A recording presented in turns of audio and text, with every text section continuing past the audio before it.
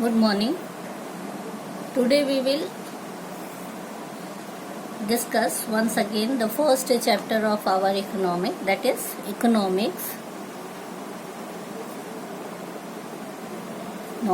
and economy. Very fastly we will recap all the points of this chapter. First point which is discussed in the chapter is what is economic about. Economics is a subject related to utilization of resources. Why we use utilization of resources? Why? Because the resources are limited in our economy. There is a scarcity of resources and we have to use these resources for our maximum satisfaction. Maximum satisfaction at the level of individual, at the level of producer, at the level of country as a whole.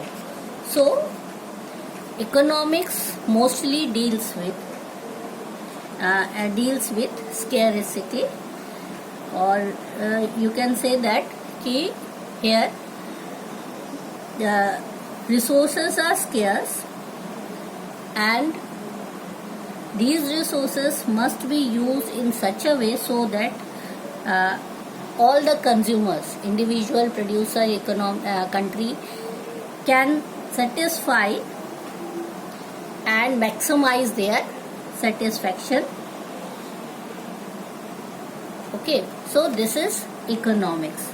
Now in economics, one point came out, that is scarcity. Scarcity, this is because of limited resources. And because of this scarcity, we have choice how to use these resources. So choice is there, and because of this choice, because of scarcity, we have choice or alternate uses of resources. Means choice here means decision making related to the use of resources in such a way so that we can maximize our satisfaction at all the levels. 3 levels are there, always remember in that: individual level, producer level, and at country as a whole level. Okay, here country I am writing. Now next topic which is discussed in the chapter is second one, microeconomics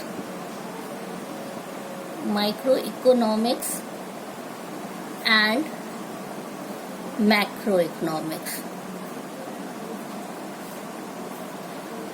Very fastly, micro means single, macro means whole.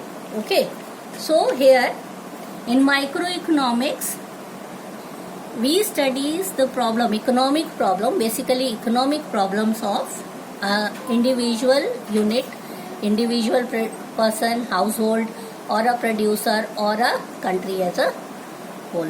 Okay, whereas producer or one country, or whereas in macroeconomics we studies economic relationships or economic problems at level of economy as a whole. Okay, individual level here we studies, as a whole level we studies here. Basically, microeconomics is concerned with price. Here, macroeconomics aggregate. Here we study aggregate output of a country or aggregate output of producers. Okay.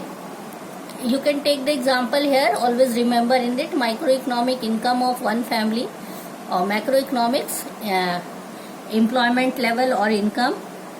Here theory of employment and income we study in macroeconomics.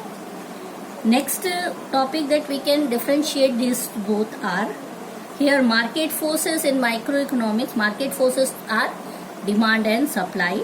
So they play very important role in microeconomics. Whereas in macroeconomics, government policies, they play very important roles. Okay, so these are the differentiation between microeconomics and macroeconomics. The third topic which is there in your book is positive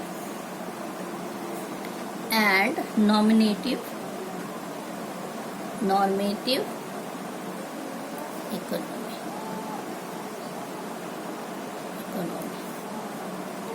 Economics, ठीक है. Positive and normative economics. Positive economics, here the economic issues are related with past, present and future. Whereas in nominative economics, what ought to be we study here. What ought to be. 4 घंटा रोज पढ़े हुए होते तो we must have scored more than 90%. That is here in the ought to be. But what was the past? 2 ही घंटा पढ़े तो what percent we got? The result is in front of us. Future we can see according to our result. Okay, so this is, so same way in positive economics we study economic problems of past, present and future, whereas in nominative economics what ought to be. अगर इतना पढ़ाया हो तो poverty level must be this much. अगर इस ये steps लिए होते तो poverty level will be this, है ना. And in future all there will be no poor person in the society. Even suggestions we are giving, not basically on the data. Here the datas are very important, but here no datas, only suggestions are there in the nominative economy. Okay, keep in the mind. Next is, what is economy? Economy means people living in one place earning their livelihood. That is known as economy, where we are living, है ना. Basically we are living under a system, and this system is only known as economy. Now different types of economy are there.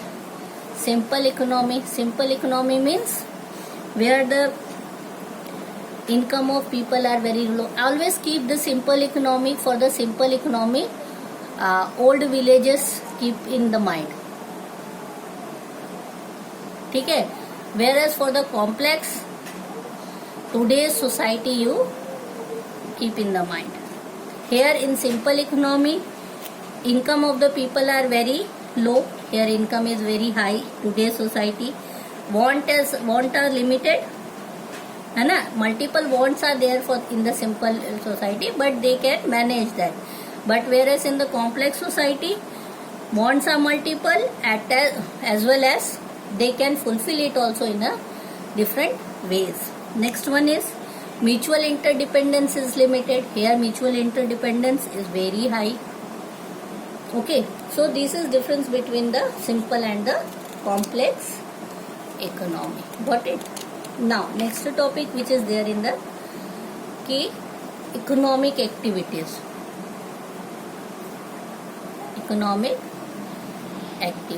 What is economic activities? Work done by any person. If person is doing any of the work and earning something in return of that is come under the economic activity. So what type of economic activities are there in the economy? Consumption, investment, saving and production. These are the economic activities which are normally done in an economy. So how these activities are controlled under an economy? Different types of economy are centrally planned economy. One, controlled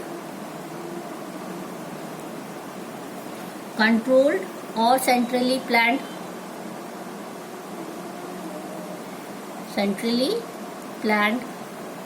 Here all the economic activities, these activities are in control of government. Okay. Now free economy. Next, free economy.